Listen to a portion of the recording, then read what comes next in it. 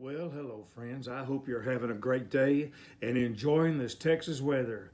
One thing about it, if you don't like it, just hang around a little while, it'll change.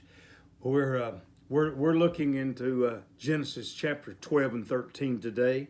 The title of the lesson is Promised. God's blessing is seen in the promises that He keeps. Now, there was a stormy night, and an elderly couple went into the lobby of this small hotel and asked for a room. Clerk said, "Rooms, we're all full. We don't have any rooms left over, and you're probably not going to find one in any other hotel in town." And he looked at them, he said, "But I can't send a fine couple like you out in the rain because of the storm." He said, "Would you be willing to sleep in my room?" And the couple hesitated, but the clerk continued to insist, and they did. The next morning, when the man went to pay his bill, he said, "You are the kind of man who should be managing the best hotel in the country. And someday I'm going to build you one." And the clerk smiled politely and shook his head. A few years later, the clerk got a letter in the mail, had an airplane ticket to New York City. And when he got to New York City, his host took him to the corner of Fifth Avenue and 34th Street. And there stood this magnificent new building. And the man said, "That is the hotel I built for you to manage." The man's name was William Waldorf Astor. And the hotel was the original Waldorf Astoria. Promise made, promise kept.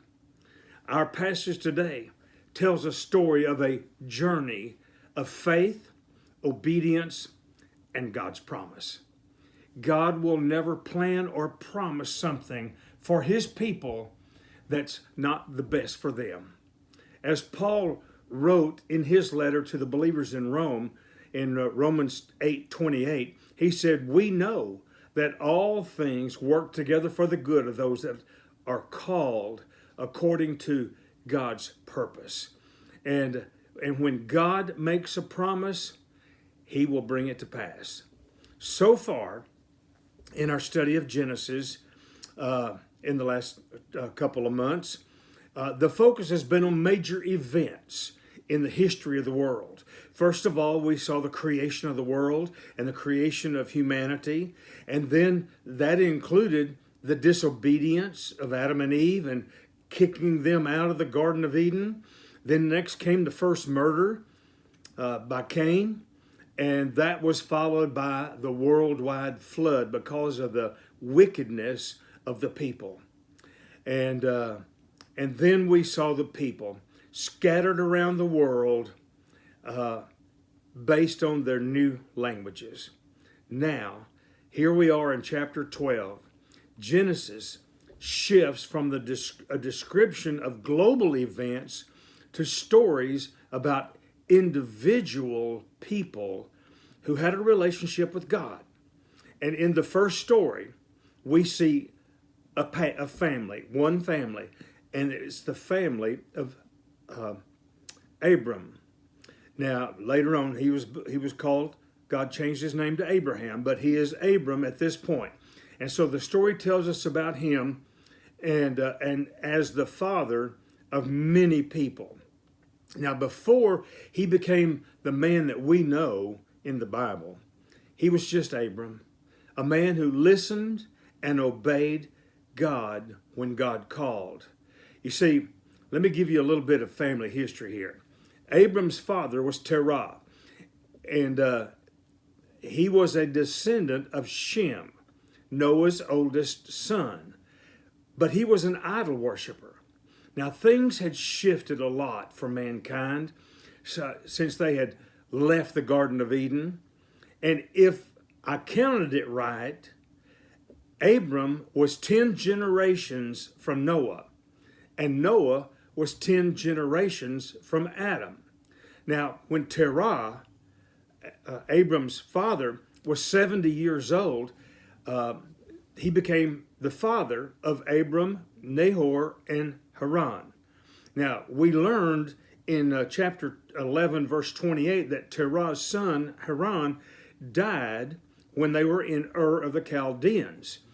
That is present-day southern Iraq. And the city was a very large city, population of around 70,000. That was big for that time. It was a few miles southwest of the Euphrates River.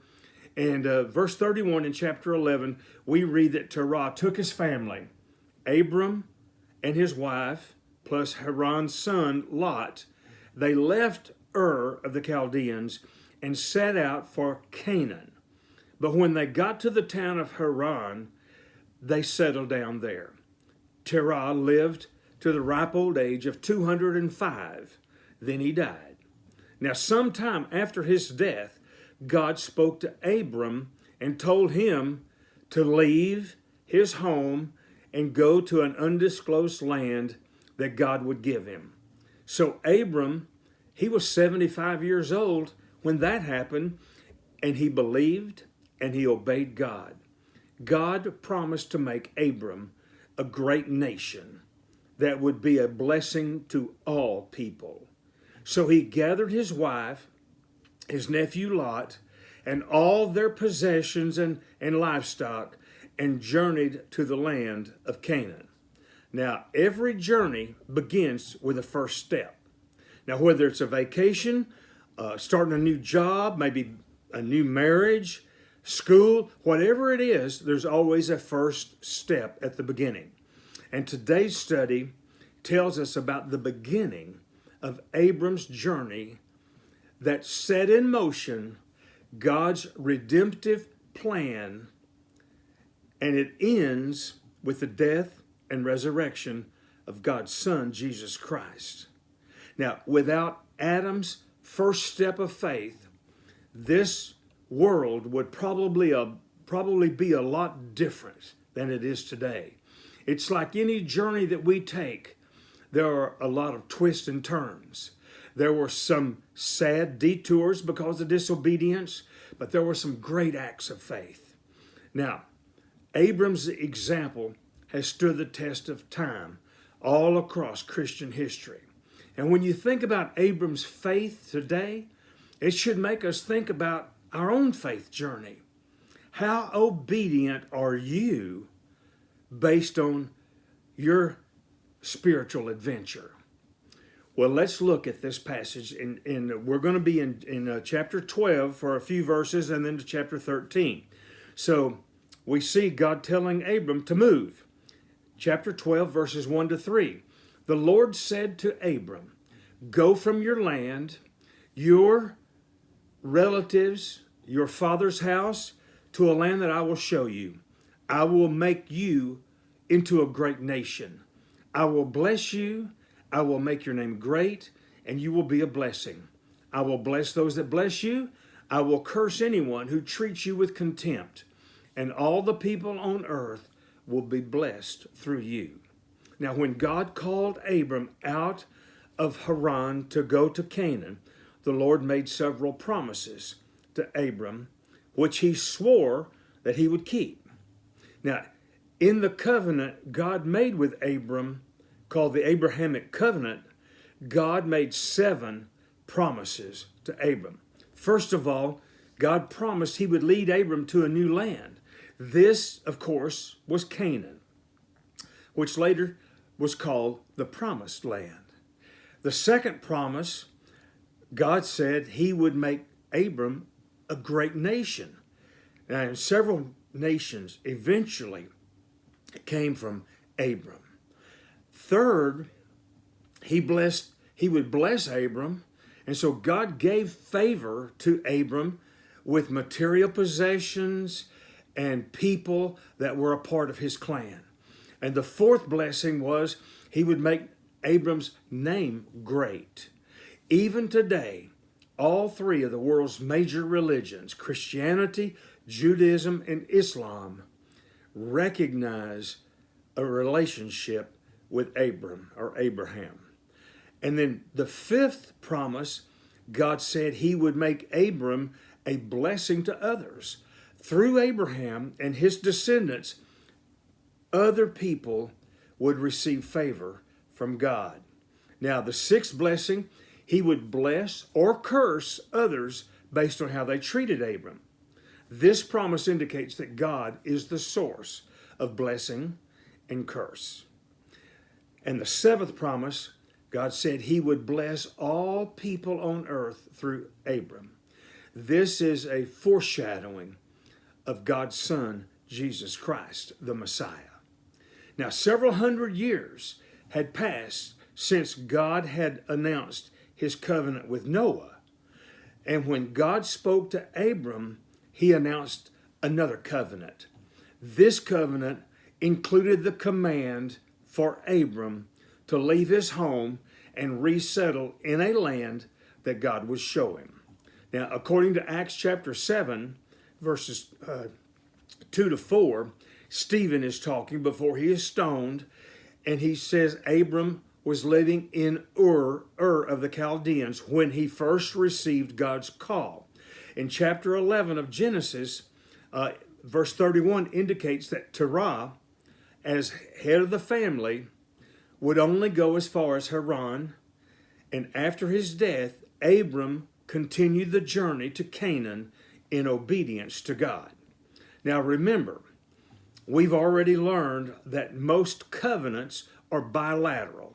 They are agreements between two parties or two groups, and each party agrees to their assigned responsibilities and to their benefits. But God's covenant with Abram was pretty one-sided. All Abram had to do was simply obey God. And God said, go, and that's exactly what Abram did. Chapter 12, verse 4 and 5, it says, so Abram went as the Lord had told him, and Lot went with him. Abram was 75 years old when he left Haran. He took his wife, Sarai, his nephew Lot, all the possessions they had accumulated, and the people that they had acquired in Haran, and they set out for the land of Canaan. Now, this was Abram's first step on the journey of obedience. This act of faith probably included a new allegiance to God. Now, Joshua tells us in Joshua 24 that Abram's father, Terah, he worshiped idols. But this journey, there was two obstacles for Abram. The first obstacle out of the two that faced Abram was his age. He was 75 years old, and his wife was barren. She couldn't have children. And both of those two things together seemed like a roadblock to fulfill God's promise. And then the second obstacle was the presence of all of the tribes of people already living in the promised land. The Canaanites had developed into several people groups in the land and around the promised land. There were Jebusites and Amorites and Girgashites and Hivites and Archites and Sinites and Arvadites and Zemarites. Boy, there's a lot of ites. These were the people who were settled in the promised land. And God would eventually evict the Canaanites from the land so that he could give the land to Abram's descendants. Now, Abram's wife, Sarai, her name means princess. God later changed her name to Sarah, and the meaning is pretty much the same, but the name change highlighted a new destiny that God had planned for Sarah. Rather than staying childless, she would give birth to a people as numerous as the dust of the earth. Now, they traveled with a large group of people, the male and female servants that Abram and his nephew Lot had acquired over the years. They all went with them. This would have formed a very large group of people and possessions when you count the animals, all the livestock on that journey to Canaan. And so when Abram left Haran to begin his journey, he was 75 years old, but he hadn't reached middle age yet, because he eventually died at the great old age of 175. So he wasn't at the middle yet. Now, verse chapter 13, verse 11, we go on. They've got there, and they're not really settled all that well, but they're trying to get settled. But there's a lot of people with Abram and his family and all of his livestock, and Lot and his family and all their livestock and all their servants. There was a lot of people. So verse 11 says, so Lot chose the entire plain of the Jordan for himself, and then Lot journeyed eastward, and they separated from each other. Now Lot was Abraham's nephew. He was the son of Abram's brother Haran. Evidently, Haran died in Ur sometime before Terah led the family to go to the city of Haran. Now, as Abram grew in wealth, livestock, and servants, Lot did the same thing. He got wealthy with flocks and servants. And so the two camps had so many servants and flocks that the land couldn't really sustain both of them in the same region. That led to quarrels and fights among the servants of each group. Now, Abram could have taken whatever he wanted, but he humbly allowed Lot to choose what area he wanted. And that verse starts off and it says, Lot chose the plain of the Jordan for himself. Now, with God's promise of blessing, Abram had no reason to fear or to doubt God's provision, whichever way he went. So from Bethel, which is where they had stopped, you could look down into the Jordan Valley and you could see the cities of the plain north of the Dead Sea and across the Jordan River from Jericho. Now, given the choice by Abram, Lot surveyed the plain of the Jordan area, and he found that it was well watered, which was good, and so he chose the Jordan Valley, and he moved there to live near the city of Sodom. Now, in just a short while, this lush land of the Jordan Valley would become scorched earth with the destruction of Sodom and Gomorrah. You remember that story. We'll talk about that later. But the wickedness of Sodom was most famous. That the name Sodom has been equated with evil for centuries.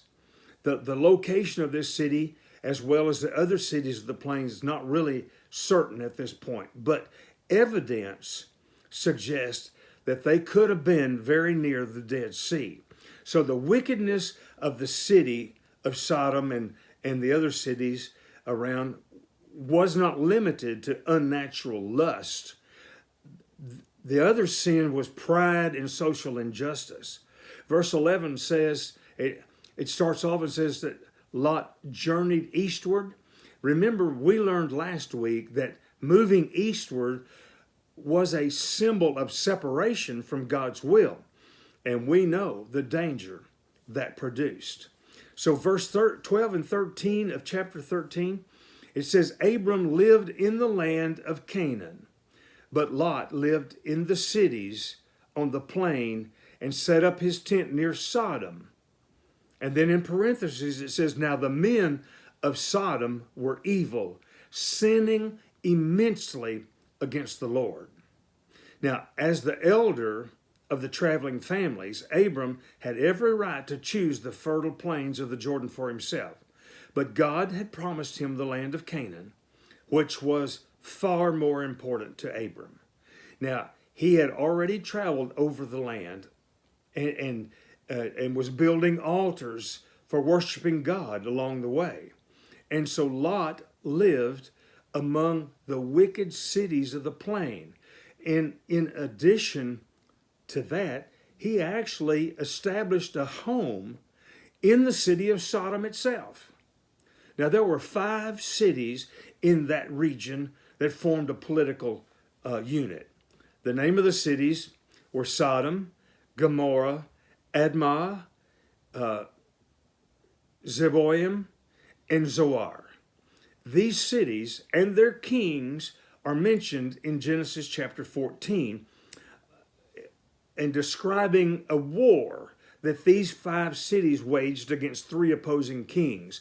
And that war was something that Abram had to get involved in order to rescue Lot. Sodom was the chief city among that group, but of all the 5 cities were condemned by God because of their wickedness.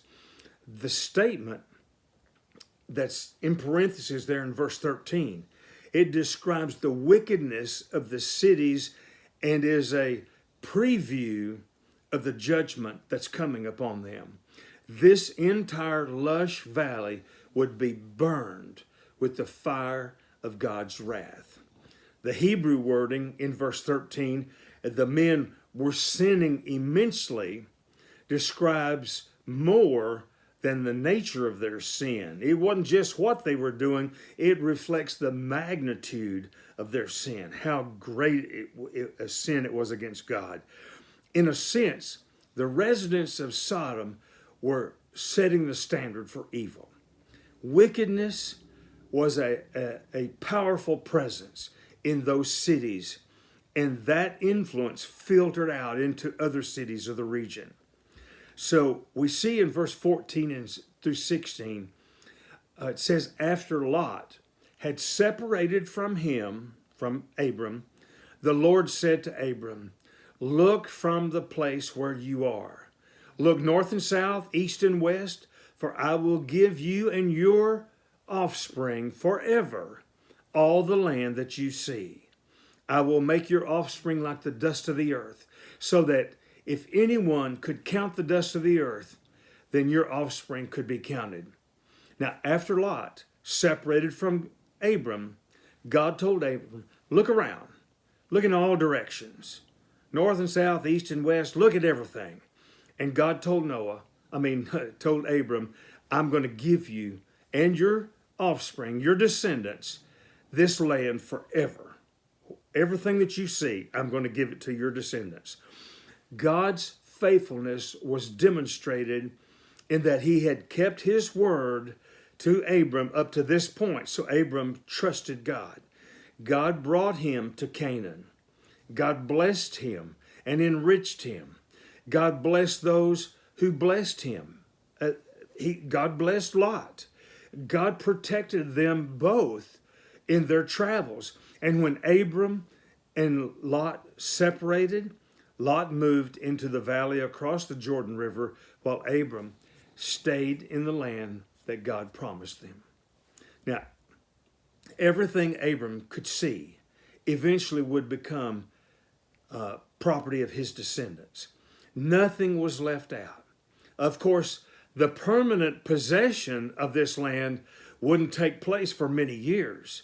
You see, the children of Israel would first become slaves in Egypt for 400 years, and then they would have to conquer the promised land under the leadership of Joshua. Now, for Abram, though, mentally and spiritually taking possession of the land, that was a step of faith, that as he trusted God's promise. This is especially true since the time that at that time he had no descendants. God promised him the land to his descendants, but Abram didn't have descendants because his wife Sarai was barren. She couldn't have children. And so the prospect of an heir was not very apparent at this point. But the land that God would give him would be a permanent blessing on Abraham and his descendants.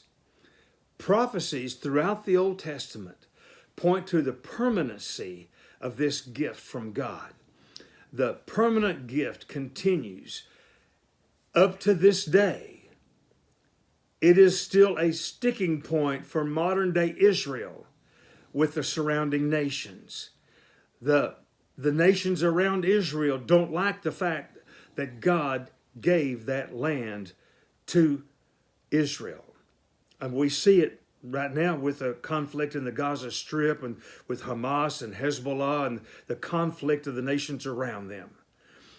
Now, 3 times God used pictures from nature to illustrate the extent of Abram's offspring, his descendants. Here, in this passage, God compared his descendants to the dust of the earth. Later on, God likened their number to the stars in the sky. And then finally, God promised that the number of descendants would be as vast as the sand on the seashore. And in each case, the focus was on the inability to put a number on how many descendants Abraham would have. Verse 17 and 18, God says, "Get up and walk around the land through its length and width, for I will give it to you." So Abram moved his tent and went to live near the oaks of Mamre at Hebron, where he built an altar to the Lord. Now, God had commanded Abram to get up and walk around so he could visually take in all the land that God was giving to him and his descendants. Abram would not have to buy the land, and he would not have to fight for it. God would give it to him. The land was God's gift to Abram. It was God's promised land to Abram and his descendants. God is the creator of the earth, and he is sovereign over his creation. All land ultimately belongs to God. However, the gift of the land did not mean it ceased to be God's land. Just like God made the first man and woman stewards over creation, particularly the Garden of Eden, God is now making Abram and his descendants stewards over the land of Canaan. They were to live in the land as God's obedient people, and they still are supposed to do that.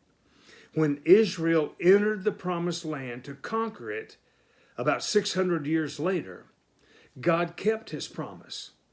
Abram had been given the title to the land. But his descendants, the people of Israel, led by Joshua, they would possess the land by kicking out the Canaanites. Now, Israel's ability to live in the land would be conditional based on their obedience to the covenant that was laid out by God. He set the standards. He set the conditions. Abram settled his camp near the oaks of Mamre in Hebron, in the land that God promised him and his descendants. Mamre was known for its mighty oak trees, and it was located about 2 miles north of Hebron. Now, Hebron was about 15 miles west of the Dead Sea and 19 miles south of Salem. Salem was actually before it became Jerusalem. Now, for centuries, that was the only spot of Canaan that was actually owned by Abram and his descendants until the Israelites came in to possess the land. It was his custom. Abram built an altar to worship Yahweh, the Lord. This altar was made out of fieldstone or earth, but the Hebrew word for altar, the one that's used most frequently in the Old Testament, literally means slaughter place. Altars were used primarily as places of sacrifice, especially animal sacrifice. So Abram acted as a priest for his family and his servants, and they worshiped God, thanking him for his favor. Building altars was a regular part of Abram's life. Genesis mentions Abram building altars at Shechem, then also at Bethel and at Mount Moriah. And so worship was an integral part of his life as he expressed gratitude for the relationship he had with God. From Abram's time on down to when Jacob and his sons left for Egypt, the Canaanites witnessed Yahweh worship in their midst. Now, Lawrence of Arabia went to Paris and took some Arab friends with him after World War I. And they went to see the sights of the city. But the Arab friends had very little interest in the Louvre or the Arch de Triomphe or Napoleon's tomb. The thing that really interested them was the faucet in the bathtub. They spent a lot of time turning it on and turning it off, turning it on, turning it off. They thought that was wonderful. They had never seen a faucet before. And when they were leaving Paris, Lawrence found them in the bathroom with wrenches trying to get the faucet off so they could take it with them. They said, it's very dry in Arabia and we need a faucet. If we have a faucet, we'll have all the water we want. And Lawrence had to explain to them that the effectiveness of the faucet depended on the connection to the water system. You see, the quality of our worship depends on our connection to the source. Abraham worshiped God for keeping his promise. We should too, because he's worthy of our worship. Let me pray for us. Father, thank you for your promise.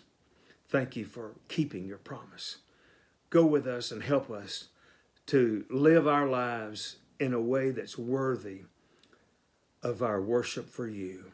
We love you in Jesus' name. Amen. Y'all have a great week, okay?